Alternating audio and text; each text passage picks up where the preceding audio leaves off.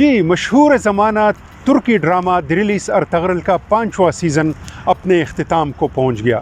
بہت سے لوگوں کو اس کا دکھ ہے کہ ایک دور اپنے اختتام کو پہنچا ہے، لیکن خوشی کی بات یہ ہے کہ کرولوش کی صورت میں یہ تسلسل جاری رہے گا اور ایک اور سیزن کا آغاز ہو چکا ہے۔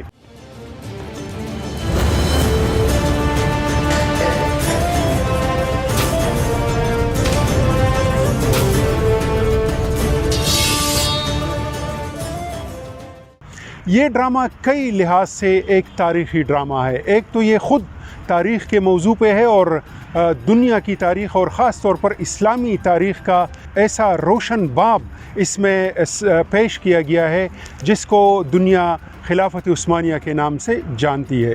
لیکن اس کا ایک اور تاریخی اہمیت یہ ہے کہ اس نے شوبز کی دنیا میں، فنون لطیفہ کی دنیا میں اور ڈراموں کی دنیا میں ایک نئے دور کا آغاز کیا ہے۔ Sakın kazanamayacağın bir savaşı aklına bile getirme. Showbiz اور فنون لطیفہ کے بارے میں ہماری یہ ایک غلط فہمی تھی کہ یہ ایک جدید چیز ہے اور ماڈرن چیز ہے اور اس میں اس کا حیا کے ساتھ، روایات کے ساتھ، دین کے ساتھ کوئی تعلق نہیں ہے۔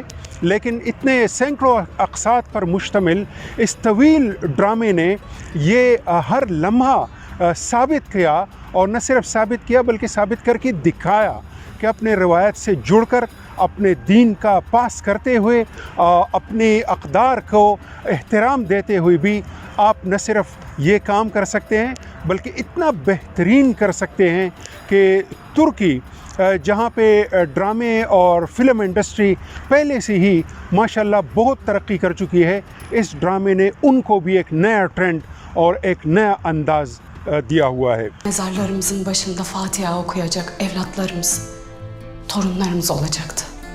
دریلیس ارطغرل کے بالکل شروعات میں آپ دیکھتے ہیں کہ ارطغرل ایک نوجوان جو ایک شکار پہ نکلا ہوا ہوتا ہے اور وہاں پہ وہ دیکھتا ہے کہ کچھ صلیبی سپاہیوں کا دستہ ہے اور ایک دو تین افراد ان کی قید میں ہیں، اور ارطغرل کو کوئی پتہ نہیں ہوتا کہ یہ قیدی کون ہے، لیکن وہ دیکھتا ہے کہ یہ قیدی ہیں، یہ ایک بزرگ ہیں اور ایک اس کی بیٹی ہے، ایک اس کے ساتھ بچہ ہے۔ تو بزرگ، خاتون اور بچہ تینوں کا احترام واجب ہے، اور وہ اس احترام کے جذبے کے تحت ان کو چھڑاتا ہے، اپنی جان کی بازی لگا کے صلیبی دستے سے ان کو رہائی دلاتا ہے۔ وعدے کا پاس، لوگوں کی مدد کرنا، آپ انہیں جانتے ہیں یا نہیں جانتے، یہ اس ڈرامے کا بالکل اولین اسباق میں سے ایک سبق ہے۔ Siz olmasanız o mahzenden bizim ölümümüz çıkardı. پھر اس ڈرامے میں جیسا کہ میں نے شروع میں ذکر کیا کہ اس میں دینداری ہے، اس میں اقدار ہیں، اس میں ایسے الفاظ ہیں۔ Eğer Allahü Teala dilerse damlalar derya olur. اس میں پاکستان اور ترکی کو جتنا قریب لایا گیا ہے ایک ڈرامے میں، شاید بہت بڑی کمپین چلا کہ ہم یہ کام نہیں کر سکتے تھے۔ ترکی زبان جو پاکستان میں ایک اجنبی زبان تھی اور جس کا ایک لفظ بھی ہماری سمجھ میں نہیں آتا تھا، اس ڈرامے کی برکت سے بہت سے لوگوں نے ترکی زبان کے بہت سے الفاظ سیکھے ہیں، اور یہ ڈرامہ دو قوموں کو ایک دوسرے کے قریب لانے کا ذریعہ بنا ہے۔ Şafi olan Allah'tır. Biz sadece vesileyiz Beybulat Bey. اگرچہ ہمارے ترکی دوست کہتے ہیں ایک قوم دو ممالک، یعنی پاکستان اور ترکی دو ملک ہیں، لیکن یہاں کے رہنے والے یہ ایک لوگ ہیں۔ Dost bin ise azdır. Düşman bir ise çoktur Ertuğrul Bey. اس ڈرامے کو جس سطح پہ سراہا گیا یہ بھی حیرت انگیز بھی ہے اور تاریخی بھی ہے تو یہ مسلمانوں کی تاریخ کے بارے میں، لیکن جو غیر مسلم دنیا میں، یورپ میں، امریکہ میں لوگوں نے اس کو بہت پسند کیا ہے۔ ان کا تذکرہ ہم کسی اور موقع پہ کر چکے ہیں، لیکن یہاں پہ میں آپ کو چاہتا ہوں کہ آپ خود دیکھیں کہ پاکستانی عوام اس ڈرامے کے بارے میں کیا رائے رکھتے ہیں۔ آج کل جس طرح کے ڈرامہ سیریلز آ رہے ہیں جس میں عورت کو بہت ہی مظلوم اور لاچار دکھایا جاتا ہے، اس کے برعکس اس سیریز میں عورت کو امپاور دکھایا گیا ہے۔ ایک مسلمان معاشرے میں عورت کا کیا مقام ہوتا ہے اس کو بڑی خوبصورتی سے دکھایا گیا ہے۔ عورت اپنے گھر کے امور کے ساتھ ساتھ ضرورت پڑنے پہ جنگجو بھی بن جاتی ہے۔ اس کو بھی اس ڈرامے میں بڑی خوبصورتی سے بلینڈ کیا گیا ہے، اور یہ ڈرامہ عورتوں کو ڈپریس کرنے کے بجائے ان کے لیے ایک سورس آف انسپائریشن ہے۔ sana hizmet ettiğimi görürse zaten kahrından ölür. اسلامی روایات کے مطابق ہمیں یہ ڈرامہ دیکھنے سے یہ پتہ چلتا ہے اور اس کا کامل یقین ہوتا ہے کہ مسلمان صرف اللہ سے ڈرتا ہے. تو یہ ڈرامہ ہمیں اپنے بچوں کے ساتھ بیٹھ کے دیکھنا چاہیے, بڑوں کے ساتھ بیٹھ کے دیکھنا چاہیے, تمام فیملی کے ساتھ بیٹھ کے دیکھ سکتے ہیں.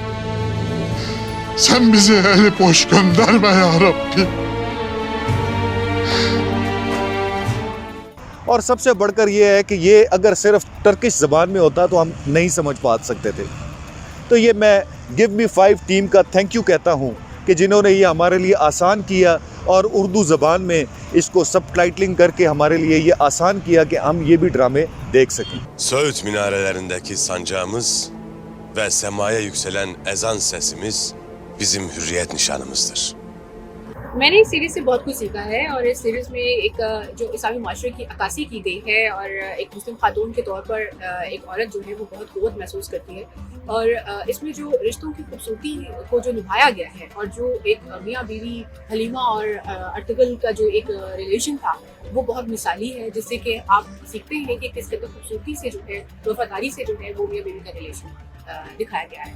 Ama senin toprağına gömdüm. Ahdime sadık. Vuslatı ahirete sakladım. اس سیریز کو دیکھنے کے بعد میرے اندر بہت ساری تبدیلیاں رونما ہوئی ہیں. سب سے بڑی تو تبدیلی یہ تھی کہ قرآن مجید کے ترجمے کو سکرین کے اوپر دیکھ کر بارہا میرے اندر یہ شوق پیدا ہوا ہے کہ میں بھی قرآن مجید کے اس کو ترجمے کے ساتھ پڑھوں. اور بحیثیت ایک مسلمان نوجوان ہونے کے اس سے میں جو چیز سیکھی ہے وہی میں چاہتا ہوں کہ ہمارے جو مسلمان نوجوان ہیں وہ بھی اس کو دیکھ کر سیکھیں کہ ہمیں کس طرح زندگی گزارنی چاہیے. اور اس ترجمے کو جو گیو می 5 نے کیا ہے, یہ ترجمہ کرنے پر میں تہہ دل سے ان کا مشکور ہوں کہ انہوں نے ہمیں یہ موقع فراہم کیا کہ ہم اپنی زندگی کو اچھے طریقے سے گزارنے میں اپنے آپ کو, اپنے عمل کو ٹھیک کر سکیں. تو جناب دی ریلیز ارطغرل صرف ایک ڈرامہ نہیں ہے بلکہ یہ ایک تحریک ہے. سینکڑوں اقساط پر مشتمل اس سیریز میں ایک لمحے کے لیے بھی نہ ناظرین کی توجہ کہیں اور جاتی ہے, نہ ان کی تجسس میں, ان کی طلب میں اور ان کے شوق اور جستجو میں کوئی کمی آتی ہے. اس حوالے سے مجھے ایک اور بات بھی یاد آ رہی ہے کہ 1980 کے عشرے میں پاکستانی ڈراموں نے جب بین الاقوامی سرحدیں پار کی تھیں اور دنیا میں, بنگلہ دیش میں, سارک ممالک میں, خاص طور پر انڈیا میں پاکستانی ڈراموں کو انتہائی ذوق و شوق سے دیکھا جاتا تھا, تو اس کا راز بھی ارطغرل سے ہمیں معلوم ہوتا ہے کہ 80 کے عشرے میں ہمارے ہاں دوپٹے کی پالیسی تھی, کچھ پابندیاں تھیں, ان پابندیوں کے باوجود ہم نے وہ اپنا ایک راستہ نکالا. آج ہم نے دوپٹہ بھی پھینک دیا ہے, وہ پابندیاں بھی نہیں ہے, لیکن پاکستانی ڈرامے کی مقبولیت اس لیول کی نہیں ہے. کیوں؟ کیونکہ 80 کے عشرے میں ہم نے اپنے اصل کے ساتھ جڑ کر اور اپنی روایات کا احترام بالاتر رکھتے ہوئے ہم نے اپنے ڈرامے پروڈیوس کیے تھے. جب ہم نقل کرتے ہیں تو پھر نقل سے اصل موجود ہے تو لوگ نقل کے پاس کیوں آئیں؟ تو ارطغرل ہمارے لیے بہت اچھا سبق ہے کہ ہم ڈرامے کے ذریعے, فنون لطیفہ اور شوبز کے ذریعے اپنی تاریخ بھی سمجھا سکتے ہیں لوگوں کو اور اپنی روایت کی طرف لوگوں کو لا سکتے ہیں.